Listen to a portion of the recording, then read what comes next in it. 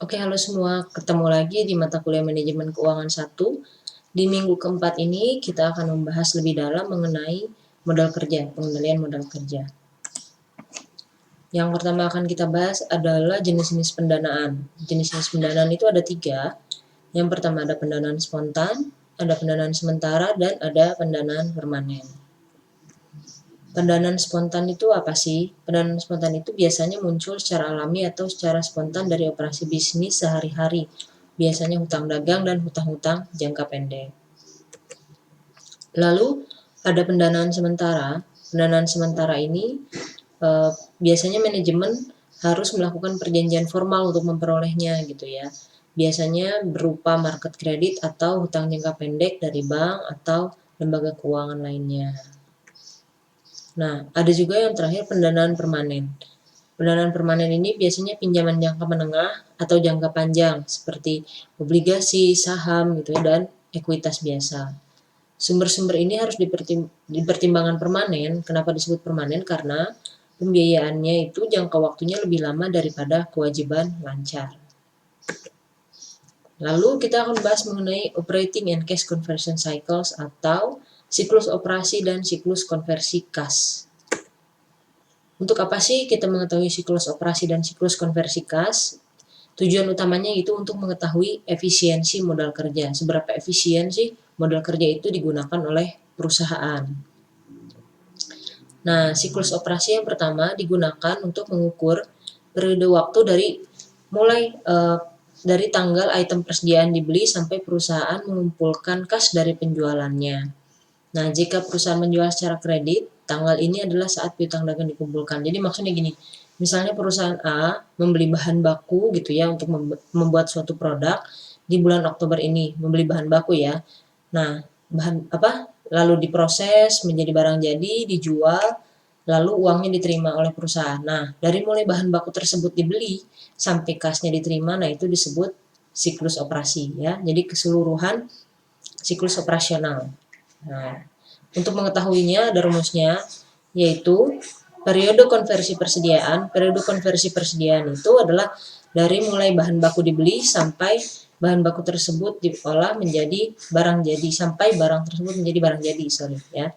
Lalu ditambah periode penagihan rata-rata, yaitu tadi, kalau perusahaan menjualnya secara kredit, maka kan ada jeda waktu tuh, tidak walau dari barang diterima oleh klien sampai uang diterima oleh kita. Nah, itu periode penagihannya rata-ratanya berapa hari, itu menjadi siklus operasi. Nah, lalu ada siklus konversi kas. Itu rumusnya siklus operasi tadi, keseluruhan siklus, dikurangi periode penangguhan hutang. Periode penangguhan hutang ini apa? Adalah periode rata-rata perusahaan kita membayar utangnya kepada pihak ketiga. Gitu. Nah, ini ada ilustrasinya. Ini yang pertama siklus konversi kas. Siklus konversi kas itu tadi dari mulai kas dikeluarkan untuk membeli persediaan sampai perusahaan menerima kas kembali dari menjual barang tersebut ya. Itu siklus konversi kas. Dari mulai kas dikeluarkan sampai perusahaan menerima kas kembali. Nah, kalau misalnya perusahaan membeli bahan baku atau persediaannya dengan hutang, maka periode dari mulai bahan baku diterima sampai akhirnya hutang dibayar itu tidak termasuk dalam siklus konversi kas, tapi termasuk dalam siklus operasi ini ya. Periode penangguhan hutang makanya rumus dari siklus operasi ini bisa periode penangguhan hutang ditambah siklus konversi kas, itu jadi siklus operasi. Oke. Inventory conversion period ini dari mulai bahan baku diterima sampai bahan baku itu terjual. Oke, lanjut. Ini ada rumus-rumus untuk lainnya, untuk periode-periode lainnya.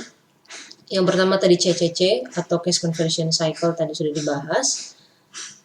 Ada juga periode untuk menghitung periode konversi inventory. 365 itu hari dalam 1 tahun. Dibagi cost of goods sold atau harga pokok penjualan, dibagi inventory atau persediaan, itu menjadi periode konversi inventory atau persediaan. Lalu ada periode rata-rata penagihan, yaitu jumlahnya piutang dibagi jumlah hari dibayar.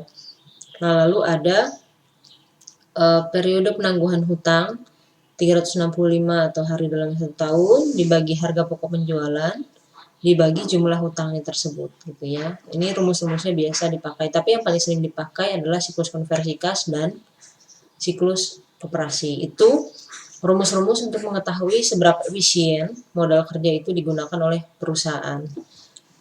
Nah, lalu bagaimana sih supaya modal kerja itu efisien? Yang pertama harus dikelola itu ya adalah hutang lancar gitu ya. Nah, untuk mengelola hutang lancar itu yang pertama kita harus mengetahui kalau misalkan perusahaan meminjam dari pihak ketiga, perusahaan harus mengetahui seberapa besar nominal bunga yang harus dibayar. Rumusnya yaitu nih, ada pokok pinjaman dikali suku bunga dikali waktu pinjaman. Contohnya, perusahaan meminjam selama 6 bulan sebesar $1.000 dengan tingkat bunga tahunan 8%. Lalu berapa bunganya? Dihitungnya itu $1.000 dikali 0,08 atau 8% dikali 1/2. 1/2 ini kan 8% ini bunga tahunan nih. Makanya karena dia meminjam 6 bulan, makanya bunganya dibagi 2. Gitu ya, jadi 4%. 4% dikali $1.000 jadi $40. Nah, lalu selain selain nominal bunga yang harus dibayar, perusahaan juga bisa mengetahui tingkat bunga. Kalau misalnya perusahaan meminjam kepada bank gitu ya, tapi tidak diberitahu sebenarnya bunga tahunannya itu berapa, maka bisa dicari tahu rumusnya dengan rumus APR atau Annual Percentage Rate, atau bisa disebut juga tingkat persentase bunga tahunan. Rumusnya apa? Rumusnya itu bunga dibagi pokok pinjaman dikali waktu. Contoh, perusahaan SKC berencana meminjam $1.000 dalam jangka waktu 90 hari. Nah, pada saat jatuh tempo, 90 hari kemudian, perusahaan harus membayar kembali jumlah pokok ditambah bunganya $30. Maka berapa sih tingkat bunganya? Nah, tingkat bunganya itu $30, yaitu ini, bunga yang harus dibayar, dibagi pokok pinjaman, itu ya, dikali 1/90 ini tadi jangka waktu pinjam, dibagi 365 hari. Hasilnya 0,03 dikali 365 dibagi 90, hasilnya adalah bunga tahunannya itu 12,17%. Tuh. Lalu selain mengetahui bunga dari hutang, kalau misalnya perusahaan memiliki hutang dagang, yang harus diketahui adalah ketentuan kredit. Biasanya ketentuan kredit itu ditulis dengan seperti ini, 2/10 net 30. Artinya apa? Artinya hutang tersebut jatuh tempo dalam 30 hari, dan kalau perusahaan membayar dalam rentang waktu 10 hari atau kurang dari 10 hari, maka perusahaan akan mendapat diskon 2%. Gitu ya. Nah, ini harus dipertimbangkan sebisa mungkin. Kalau misalkan ada persyaratan kredit seperti ini, sebisa mungkin perusahaan membayar untuk mendapatkan diskon. Jadi jangan lebih dari 10 hari gitu kan ya. Maka bagi perusahaan yang melakukan kredit, kalau mereka tidak bisa mendapatkan diskon tersebut, nominalnya itu bisa dihitung sebagai biaya. Lalu selain persyaratan kredit tadi, kita juga harus tahu biaya pinjaman bank itu seperti apa. Nah, kalau misalkan perusahaan meminjam ke bank itu ada biasanya disebut line of credit. Line of credit itu apa? Yaitu perusahaan memiliki opsi untuk meminjam uang dengan batas atas tertentu sesuai dengan kesepakatan. Maksudnya gini, contohnya gini. Perusahaan A gitu ya memiliki kesepakatan dengan suatu bank gitu ya. Bank itu memberi pilihan pada perusahaan A. Perusahaan A diperbolehkan meminjam maksimal 500 juta dalam rentang waktu 1 tahun. Nah, jadi perusahaan A ini memiliki kebebasan apakah dia ingin meminjam hanya 100 juta, apakah hanya meminjam 200 juta atau full, atau meminjamnya sekarang hanya 100 juta lalu 2 bulan kemudian meminjam lagi gitu ya. Intinya batas atasnya 500 juta. Nah, itu disebut dengan line of credit. Nah, biasanya untuk bisa mendapatkan syarat itu, peminjam atau perusahaan harus mempunyai saldo minimum di bank tersebut selama periode peminjaman gitu ya. Nah, biasa disebut juga saldo kompensasi. Nah, saldo yang mengendap di bank tersebut biasanya oleh perusahaan dipertimbangkan sebagai biaya, kecuali perusahaan tersebut sudah biasa menyimpan dalam nominal yang sama di bank tersebut atau bahkan mungkin lebih besar gitu. Nah, lalu tadi setelah mengelola hutang, perusahaan juga harus mengelola aset lancar. Aset lancar yang pertama yang harus dikelola adalah kas dan sekuritas.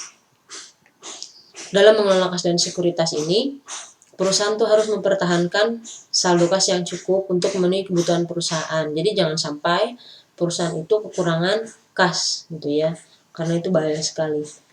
Nah, supaya perusahaan itu tidak hanya menyimpan kas gitu ya, perusahaan juga biasanya berinvestasi dalam sekuritas lancar.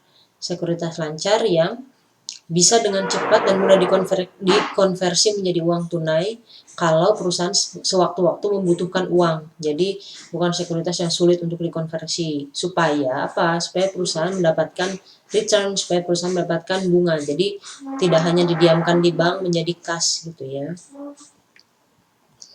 Nah, aset lancar yang kedua yaitu piutang. Nah, saat kita memberi piutang pada pihak ketiga, itu juga kita biasanya sama memberi persyaratan penjualan atau persyaratan kredit, terutama hutang dagang.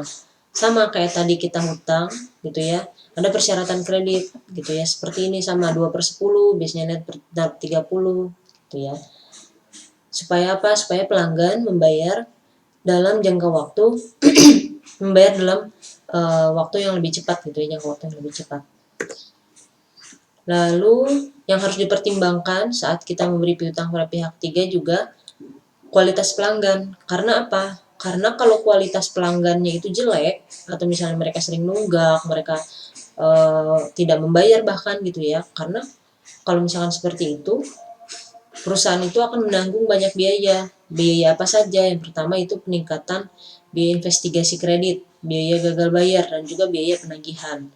Makanya kualitas pelanggan itu harus benar-benar dilihat dari riwayat kredit pelanggan dan juga harus diinvestigasi terlebih dahulu. Nah, lalu upaya penagihan piutang itu seperti apa? Nah, karena kalau misalkan kemungkinan gagal bayar itu akan meningkat seiring dengan usia akun piutang ya. Nah, maka pengendalian piutang itu harus berfokus pada penghapusan piutang yang telah jatuh tempo. Piutang terkendali atau tidak terkendalinya dapat dilihat dari rata-rata periode penagihan. Ada juga rasio piutang terhadap aset, rasio perputaran piutang, rasio penjualan kredit terhadap piutang, dan rasio piutang tak tertagih terhadap penjualan. Nah, aset lancar yang terakhir, tadi setelah kas, piutang, sekarang ada persediaan. Manajemen persediaan itu melibatkan pengendalian aset yang diproduksi untuk dijual. Nah, persediaan itu termasuk bahan baku, persediaan barang dalam proses, dan persediaan barang jadi. Nah, banyaknya persediaan ini sangat tergantung pada target penjualan dan pentingnya seberapa penting persediaan tersebut. Gitu. Oke, cukup sekian pertemuan keempat. Kita ketemu lagi di pertemuan kelima.